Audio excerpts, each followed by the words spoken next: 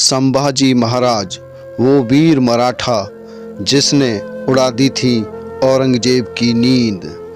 आज हम आपको मराठा साम्राज्य के उस महान शासक के बारे में बताएंगे जिसके त्याग और बलिदान को आज भी महाराष्ट्र के लोग याद करते हैं। ये वो वीर योद्धा था जिसके बारे में कहा जाता था कि उसने अपने शासन में कोई युद्ध नहीं हारा। उसने मराठा साम्राज्य को बचाए रखने के लिए खुशी खुशी अपने प्राण न्यौछावर कर दिए थे। बात हो रही है छत्रपति शिवाजी महाराज के सबसे बड़े पुत्र संभाजी महाराज की। ये मराठा साम्राज्य के दूसरे शासक थे। चलिए आज जानते हैं इनकी वीरता की कहानी। संभाजी महाराज का जन्म 14 मई 1657 में पुणे में हुआ था। जब वो 2 साल के थे तभी उनकी माँ सईबाई का देहांत हो गया। उनका पालन पोषण उनकी दादी जीजाबाई ने किया।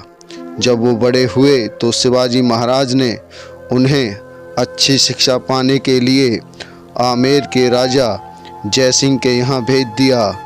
संभाजी महाराज ने यहाँ घुड़सवारी, तीरंदाजी, 13 भाषाएं, तलवारबाजी की शिक्षा ली। जब शिवाजी महाराज औरंगजेब को चकमा देकर आगरा से भागे थे तब संभाजी उनके साथ ही थे।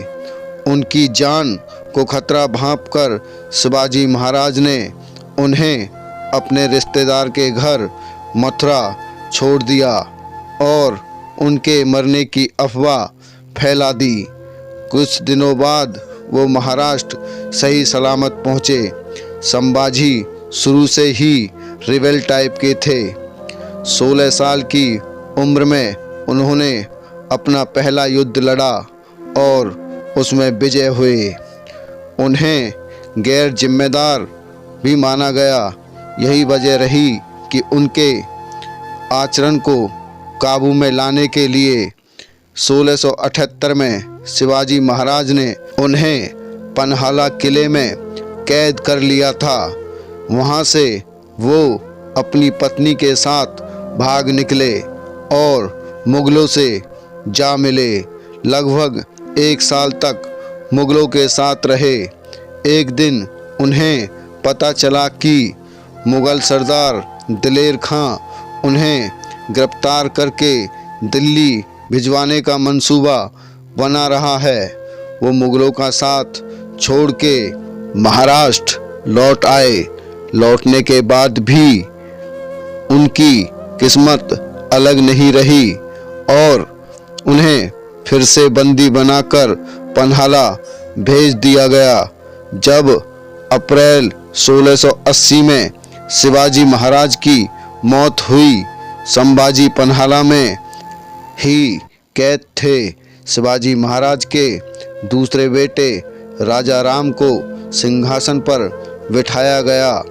खबर लगते ही संभाजी राजे ने अपनी मुक्ति का अभियान प्लान किया। कुछ शुभचिंतकों के साथ मिलकर उन्होंने पन्हाला के किलेदार को मार डाला और किले पर कब्जा कर लिया। उसके बाद 18 जून 1680 को रायगढ़ का किला भी कब्जा लिया। राजा राम, उनकी बीवी जानकी और उनकी माँ सोयराबाई को गिरफ्तार किया गया। 20 जुलाई 1680 को संभाजी की ताजपोशी हुई। औरंगजेब से उनकी चिढ़ का एक किस्सा मशहूर है। औरंगजेब के चौथे बेटे अकबर ने जब अपने पिता से बगावत की तो संभाजी राजे ने ही उसे आसरा दिया था। उन्होंने अपने 9 साल के शासनकाल में मुगलों और पुर्तगालियों का जमकर लोहा लिया और कोई भी युद्ध हारा नहीं। संभाजी के शासनकाल में मुगल मराठाओं के कट्टर दुश्मन थे। उनके खिलाफ संभाजी ने पहली बड़ी लड़ाई मध्य प्रदेश के बुरहानपुर में लड़ी।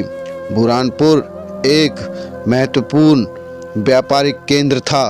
मुगल बादशाह औरंगजेब यहीं से दक्कन में अपने शासन के विस्तार की योजना बना रहा था। ये संभाजी को पता चल गया, इसलिए उन्होंने पहले ही हमला कर इस पर कब्जा कर लिया। ये मुगलों के लिए बड़ा झटका। दक्कन में कब्जा करने के उद्देश्य से औरंगजेब ने रामसेज किले पर हमला किया, लेकिन यहाँ भी उसकी सेना को दबे पांव लौटना पड़ा।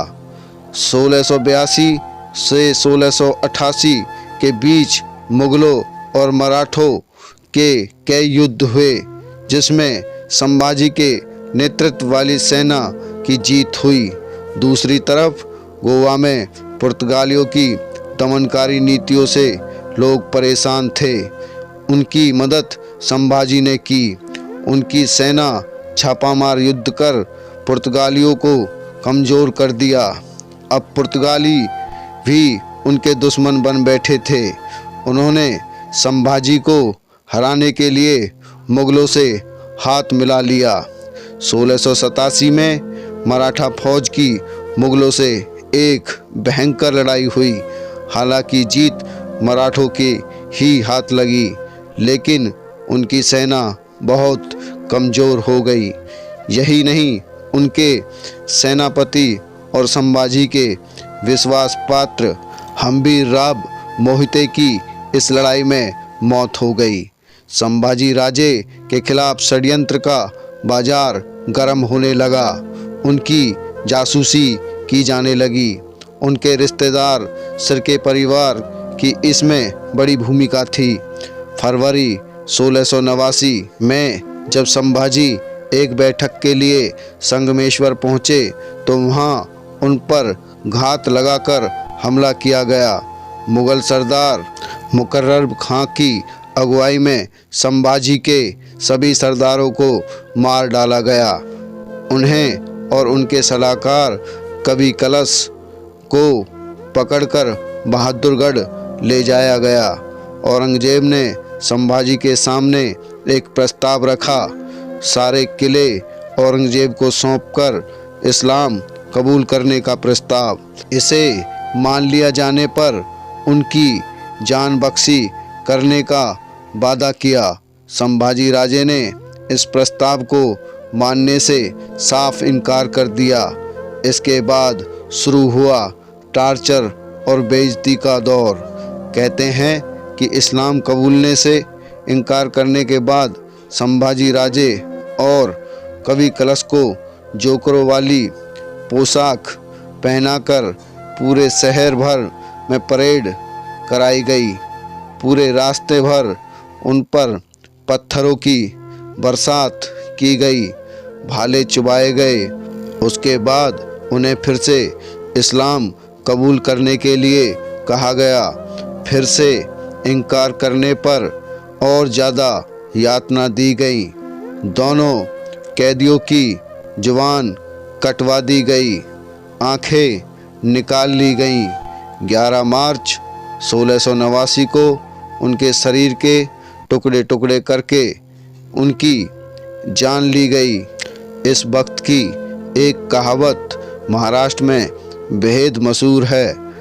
कहते हैं कि मार डालने से जस्ट पहले औरंगजेब ने संभाजी राजे से कहा था, अगर मेरे 4 बेटों में से एक भी तुम्हारे जैसा होता तो सारा हिंदुस्तान कब का मुगल सल्तनत में समा चुका होता।